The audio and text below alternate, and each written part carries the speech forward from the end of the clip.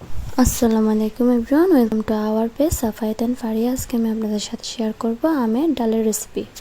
প্রথমে আমি একটি বোলের মধ্যে মসুরের ডাল নিয়ে নিব। আপনারা চাইলে মসুরের ডালের পরিবর্তে খেসারির ডাল বা বুটের ডালও ব্যবহার করতে পারেন। এখন আমি মসুরের ডালকে ভালো করে ধুয়ে নিব। এখন আমি একটি পাত্রে পানি নিয়ে নিব। এরপর আমি পাত্রটিতে আগে থেকে ধুয়ে রাখা মসুরের ডাল দিয়ে দিব। এখন আমি একটি তেজপাতা এবং 1 চামচ রসুন বাটা দিয়ে নেব।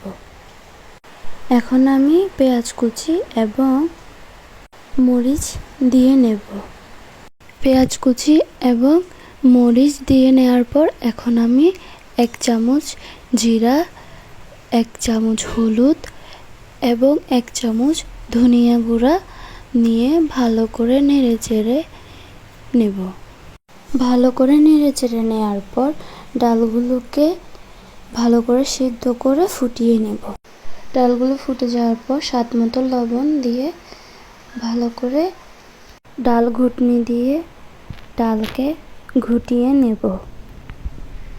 ডালকে ভালো করে ঘুটিয়ে নেওয়ার পর এখন আমি পানি দিয়ে নেব। আমি গরম পানি দিয়েছি, আপনারা চাইলে গরম পানিকে স্কিপ করে ঠান্ডা পানিও দিতে পারেন, কিন্তু গরম পানি দেওয়াটাই বেটার হবে। ডালে পানি দেওয়ার পর আমি ডালকে ভালো করে উতরিয়ে নেব। এখন আমি আগে থেকে কেটে রাখা আম ডালের মধ্যে দিয়ে দেব।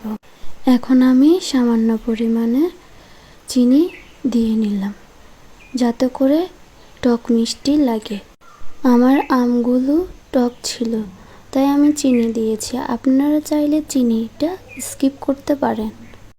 এরপর আমি ভালো করে উতরিয়ে নেব। উতরিয়ে নেওয়ার পর এখন আমি একটি ফ্রাই প্যানে তেল দিয়ে শুকনো মরিচ এবং আদা কুচি দিয়ে ভালো করে নেড়েচেড়ে লাল করে নেব। লাল করে নেওয়ার পর এখন আমি একটি ছোট বাটিতে নিয়ে নেব। আমি ছোট বাটিতে নিয়ে নিয়েছি, আপনারা চাইলে এটি স্কিপও করতে পারেন। এখন আমি উতরিয়ে নেওয়া ডালের মধ্যে তেলের মধ্যে ভেজে নেওয়া মরিচ এবং রসুন কুচি দিয়ে ভালো করে নেড়েচেড়ে নামিয়ে নেব। আমার আমের ডালের রেসিপি তৈরি করা কমপ্লিট। আশা করি আমার এই রেসিপিটি আপনাদের সবার কাছে ভালো লেগেছে। ভালো লাগলে লাইক, কমেন্ট, শেয়ার, ফলো এবং সাবস্ক্রাইব করে আমাদের পাশে থাকবেন। এতক্ষণ আমাদের পাশে থাকার জন্য সবাইকে ধন্যবাদ।